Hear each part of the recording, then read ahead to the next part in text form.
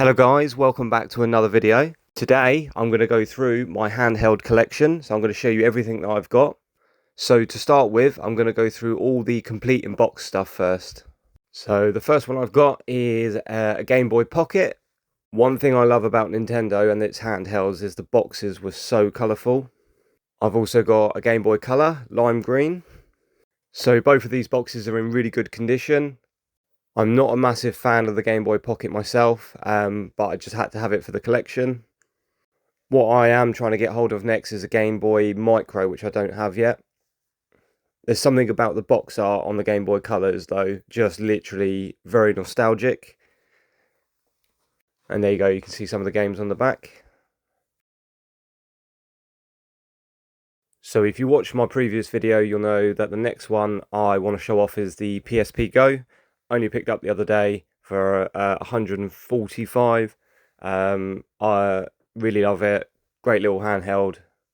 So then I'll move on to the unboxed stuff. So we'll go to the good old classic, the original Game Boys. I've got two of these. The yellow one has some dead pixels in, but other than that, they both work absolutely fine. The grey one does have the Game Boy camera on the top. So two really great original Game Boys there. What I'm going to try and do is stack these all up on screen so that I don't just keep showing you quickly and then moving off camera. So the next one I've got are two more Game Boy Colors. We've got purple and teal. Both fully working and again in good condition. So the moment of truth, can I stack these up as well? And I think I've just about done it. There we go. So let me just grab the next two. So these are very nostalgic for me because I think I grew up on these and played on these both quite a lot. So we've got two Game Boy Advances. We've got a black and a silver one. Both fully working, I think. I can't remember if I've actually tested these. I do want to get the clear shell one though, because I think that's the one I had as a child. And I stacked those absolutely fine. So the next one we've got is the Nintendo DSi, I think this is. So I've only got one of these. I think this is actually from my own personal collection before I even started collecting. I think I just found it in a cupboard somewhere. So I'm running out of room of where to put these now. So the next two I've got are Nintendo DS Lites, I think. So they don't have the camera at the front, but they're pretty much the same as the console I just showed you. There you go, the DS Lite. And I think they're just lighter, slightly smaller, and they don't have the camera at the front. But everything else I think is identical pretty much. I'll have to look into that. So we've got a good old classic coming up again. The Nintendo DS, the original, good old block version. Again, I think I had this when I was a child, but I just thought these were really cool. I remember being really young and seeing all the extra like stuff on the main menu, you know, the chat thing, the drawing, the texts. So that was pretty cool.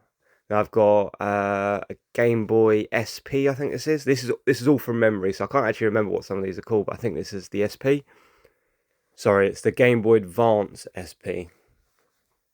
So I always found these ones slightly difficult to play on myself, but I think they were so compact and cool, you could carry them everywhere, take them to school, things like that. So what I'm going to do is I'm going to go through these in order of my favourite to least favourite.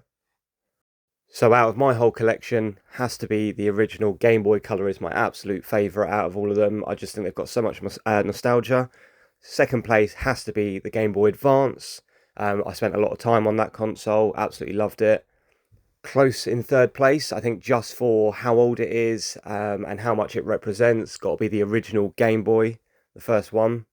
Fourth place, Game Boy SP, and that's just because of the amount of time I played that as a kid. Let me know in the comments what order you'd put them in. So that brings us on to my Sony handhelds. So this was the good old original, the first one that I had, the original PSP.